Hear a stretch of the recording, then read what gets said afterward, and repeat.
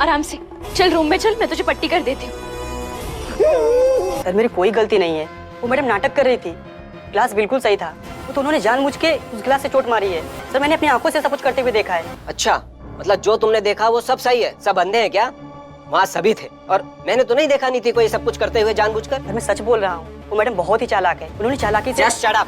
कुछ भी बोल रहा है, हमको पागल समझा है क्या?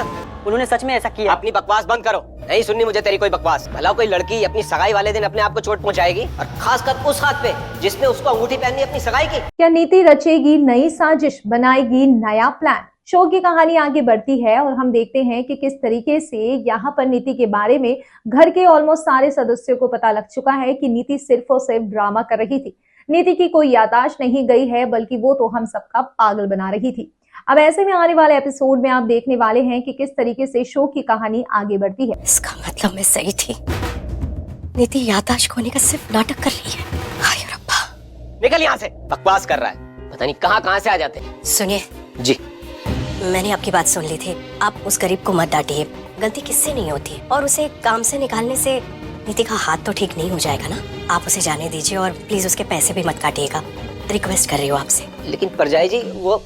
और हम ये भी देखने वाले हैं कि यहाँ पर जो नीति है वो शैली से शादी करने के लिए कर देती है इनकार। सगाई वाले दिन सगाई से इनकार कर देती है और कह देती है कि तुमने मुझसे झूठ बोला, तुमने तो कहा था मेरे पेरेंट्स नहीं है।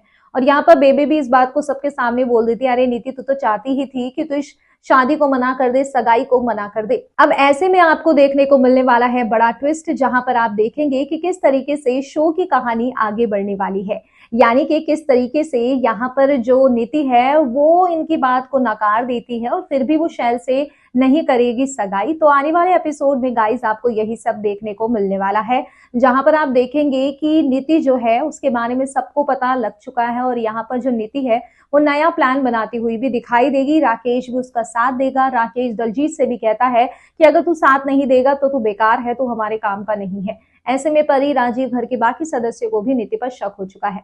कमेंट सेक्शन में अपनी राय बताइए और कर दीजिए चैनल को सब्सक्राइब।